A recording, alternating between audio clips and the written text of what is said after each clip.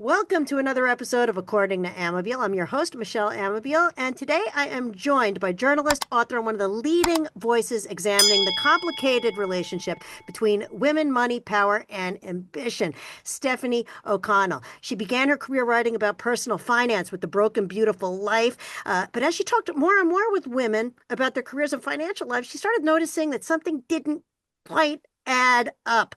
Women were constantly being told, have you heard this before? Negotiate harder, ask for more, speak up, be more confident, go after the promotion. But what happens when women actually do those things? It creates the opposite results sometimes. And Stefanie began investigating that question. And she found what became the foundation of her award-winning newsletter, Too Ambitious, and ultimately her brand new wonderful book, The Ambition Penalty: How Corporate Culture Tells Women to Step Up, then Pushes Them Down.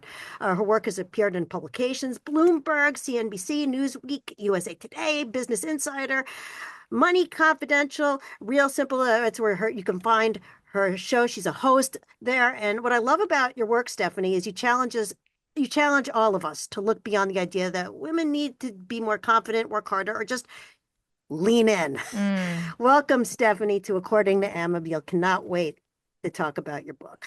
Well, Thank I you for need to coming bring you on. with me everywhere I go to be my hype woman because I can't do that introduction for myself. Well, it's easy to do when you've got a resume like yours, but ambition, it's such a big word. Tell me And you about it. dive right into it with your book. It's right there in the first chapter, like asking, whatever happened to girl power, Mm. the Spice Girls, and whatever happened to that? Yeah, I mean, that was my childhood. I'm an 80s baby. So, like, girl power, I'll tell you what I want, what I really, really want. That was my teen years. There was this idea like the future was female, and all we needed to do was be willing to seize it if we were quote unquote empowered enough. And now I'm 40 years old, and the gender pay gap in the United States today is in the exact same place it was when I was in high school decades ago, and now generations of ambitious, empowered, and more educated women later. And the book is really about diving into these disconnects between the promise of power, the promise of ambition, and what actually happens in terms of our outcomes and how that inequality continues to be reproduced even as you have women with greater qualifications, greater college, higher education, greater work performance, even still not getting the same results as their male peers. Well, what exactly is the ambition penalty? Because it works against women, but it doesn't work against men. Yeah. So the ambition penalty really speaks to a gender double standard where Okay. the very behaviors that men can reliably implement to get ahead, to be strong, to be confident, to be decisive, to be independent in the workplace is seen as a good thing. He's independent. He's a hard worker. That's the guy we need on our team. But even if you just change the pronoun in front of the word ambitious from he's ambitious to she's ambitious, it immediately changes the connotation. She's ambitious often is met with skepticism. Oh, she's just selfish. She's not a team player. She's too aggressive. She's difficult to work with. So the very thing that is being rewarded in men is often being penalized in women. But we don't talk about these things really openly. And it's a form of discrimination that isn't explicit. No one's out here saying we're not going to promote her because she's a woman. And so, because it's not that explicit, people think it doesn't exist anymore. But what this book argues is it's very much still there, very much reinforcing the same inequality, but through these much more hidden means and means that we're so normalized into that we don't even realize it's happening, even when we're the victims of it. Well, you also talk, like to your point, you talk about how working harder works against you. Mm-hmm. Like actually caring too much about your job. I've had this happen to myself. You know. Yeah, I mean, it's the ambition penalty is just one of many gender double standards that come up throughout the book. Another really good example of this is what you just said, working harder or amount of work hours. When men work many hours in the workplace, it's often seen as a sign of their commitment to their careers, how, dedicated they are to doing the best possible work. When women do the exact same thing, often their competence is called into question. Like, what's wrong with her that she needs so many hours to get the same job done? And so it's really maddening because you're being punished for something that's signaling a completely different thing. And yet, if you do the job faster, then it's like, well, why is she so efficient? Of course, they wouldn't say it that way. They'd be like, why is she working so few hours? She must not be committed to the career. And so I'm really said, when you dig into the research, and I want to be clear, when I'm talking about in this book is not anecdotal, it is data driven. So I dug into the literature across economics, sociology, psychology, public health, a lot of different academic disciplines to say, oh, these aren't one-off phenomena. These are not just stories of individual women facing these things, although, so many women have stories, as you just said, and I did speak to them also for this book. But I also wanted to really differentiate between, oh, this just happened to me, and so it's a personal problem, instead of saying, oh, actually, no, this is happening to women as a social class in a statistically significant way that enables inequality to continue reproducing itself at scale. Well, what made you realize that traditional advice about leaning in and working harder just wasn't enough? I did notice the disconnect quite a bit in terms of, like, as you mentioned in the intro, I was reporting in personal finance. I was talking a lot to women about salary negotiations and their workplace experiences. And I just saw that they would take all of the best practices. They would be so diligent about, like, following checking every box, following all the right steps. Like, if y'all have met a woman, like, she's optimizing for everything and she's got all her ducks in a row. You want something done, you assign it to a woman, right? And yet, when they were taking those steps and doing all of those things, they were not getting the same outcomes. And so, as I was doing that reporting on a one-to-one basis, that's what really motivated me to go and see, like, what does the research actually say? Has this been studied? And not only did I find it's been studied, but it's an incredibly large body of research that shows that the idea that women are underpaid because they don't ask for more is not only untrue, but the myth itself reduces support for greater gender equity, greater pay equity, and things that really do serve to mitigate these biases. So I think it was so important to me to be very, very clear about what's actually going on here and to say, okay, we're implementing the same steps and best practices. We're not getting the same results. And yet this myth continues in a way that amplifies the bias that creates these unequal outcomes to begin with. So that really tells us that the misconceptions around women at work are at the heart of our stalled outcomes. Well, you talk about a lot of this in its book and why women just have to choose to give up their ambitions. You see, that's an annoying thing Mm. about choosing to give up your ambitions. That's a big sticking point with a lot of Yeah. my sisters. Well, it's also uh, another, I would say, misconception because it's that language really masks the fact that women are not given the same choices to make.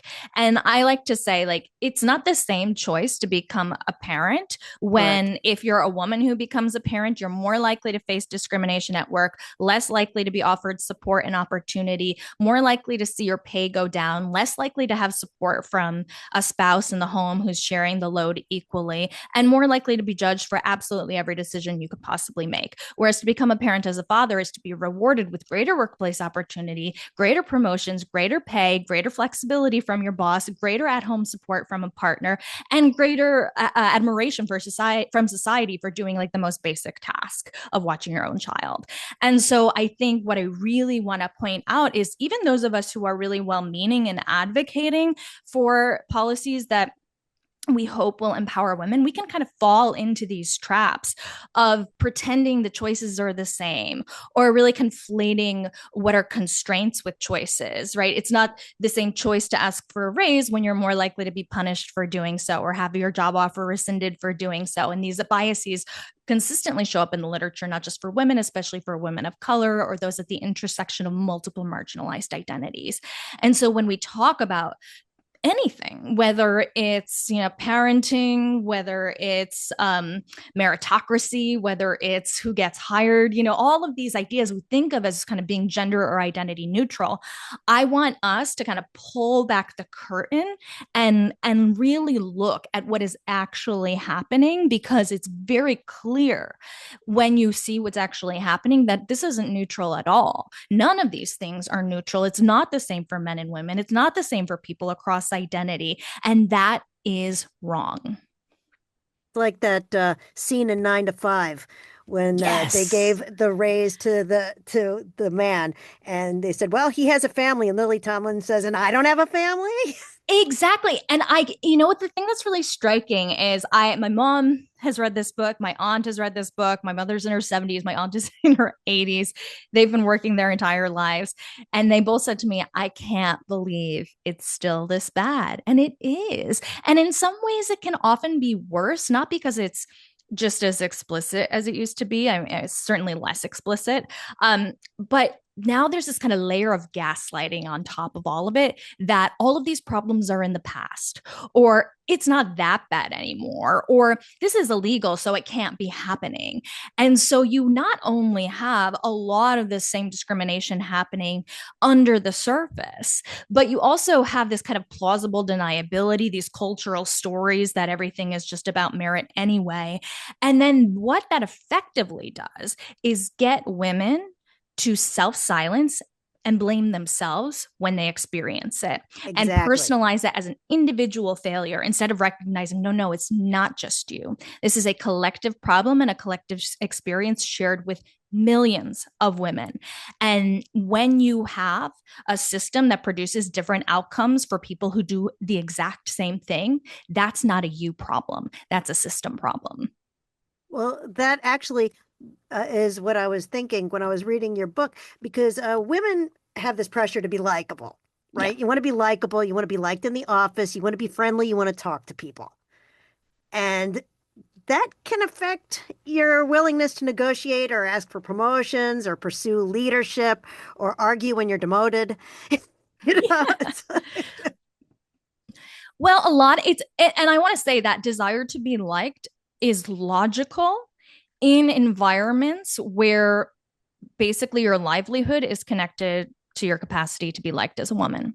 So, like, oftentimes I think when we're trying to push back against these things, we can be a little hard and be like, well, who cares if they retaliate against you? You should just do it anyway. And to be clear, like, I do think women should still negotiate in spite of the pushback, but it is not illogical for a woman to be worried about the fact that maybe she does lose her job if she says something. And if she does have a family to support, which she probably does, then that's important. And that does have to change the way we kind of cope and deal with these things. So, one of the things I want to talk about is first, if we can be more honest that this backlash is happening, I think that will then open the door to this next conversation of when am I willing and able to and resilient enough to experience that backlash and push back against these systems of inequity? And when do I have to kind of muddle through it? And I think there is a kind of delicate dance that each of us are going to be individually navigating in the meantime, because it really isn't as easy as saying, well, just stand up for yourself no matter what, when literally, like, your life and your livelihood and your ability to support yourself and your children depends on it. well, you've examined so much of this in your book, and I love the way you've titled your chapter right Thank here. you. Hustle and grind. When working harder doesn't level the playing field, what does? The Yeah, I age-old mean, question. I know. Well, we kind of talked about that idea of like Yeah, how hours worked could be weaponized against women. But there right. was another really great paper in the book that I talk about where you had people with the exact it was like an experimental design where people were hiring for a certain job. And when the man had more experience and the woman had more education, what people would do is say, well, for this job, education really isn't that important. So we're going to hire the Sure. person with more experience. But when it was reversed and the woman had more experience and the man had more education, suddenly you change the Suddenly that degree criteria, means right? something, right? Suddenly we really need those degrees. And I think we're seeing this happening at scale right now in American culture. Like now that, women have so far outpaced men in higher education, there is this whole idea of like, well, is a college even worthwhile? And like, I'm not saying there isn't like legitimacy to these questions when we're talking about really unaffordable college educations, but it's always telling when the conversation is never raised until women start to, occupy more of a space. All of a sudden, maybe it's not so valuable. We see this in the job market too. When women start to outnumber men in a certain profession, men start to flee the profession and the pay for the entire profession goes down. And it reverses when men start to enter into women's professions. So it's like women choose lower paying jobs. No, jobs pay less when women do them. And so I think, again, these are kind of like the myths and misconceptions. Now, in terms of like why you can't out hustle inequality, well, in a world in which like whatever you choose, they're ready to devalue you. Like, yeah, kind of this idea that you can hustle your way out of it is a way of exhausting you, and is a way of burning you out and then getting you to blame yourself instead of a system that requires you to prove yourself over and above any standard set for your male peer. There's actually another really fascinating paper in the book where they did a simulation of what happens if a man and woman enter into a job at the exact same time and they have the exact same performance and everything else is exactly the same. And you just introduce, a 5% gender bias into evaluation scores. So men being credited slightly more for women's work being slightly devalued or overlooked, things that come up all the time in the data. And they found that men would need half as many projects to be successfully completed to get to the executive level relative to women performing in the exact same way. And so you don't need this kind of very explicit, very intense bias. You just need these small kind of interactions of like being talked over in meetings and having someone else's getting credit for other people's work, or like having your work attributed to other people, kind of small daily interactions day in, day out, compounded over the course of a career in ways that produce enormous gaps over time. And that's why when people point at younger generations, like women outpacing men in education, or even at the entry level workforce, you'll see there's a lot of parity between men and women. And that's not, unfortunately, as I've learned firsthand, because the next generation will solve for what previous generations haven't. Instead, it's the way gender inequality works, is that it compounds over the course of a career. So you take women who are already more qualified, already have more education, and the more qualified woman gets as close to equity as she'll ever get when she enters the labor market. And then as soon as she starts to work, that gap will turn in men's favor, the less qualified men's favor over time, every single year, until to the point that a woman gets to her mid 30s, her earning trajectory is on average flatlined, and men's grows for another decade. So it's wild. And this is not just about children, because first of all, men have children too.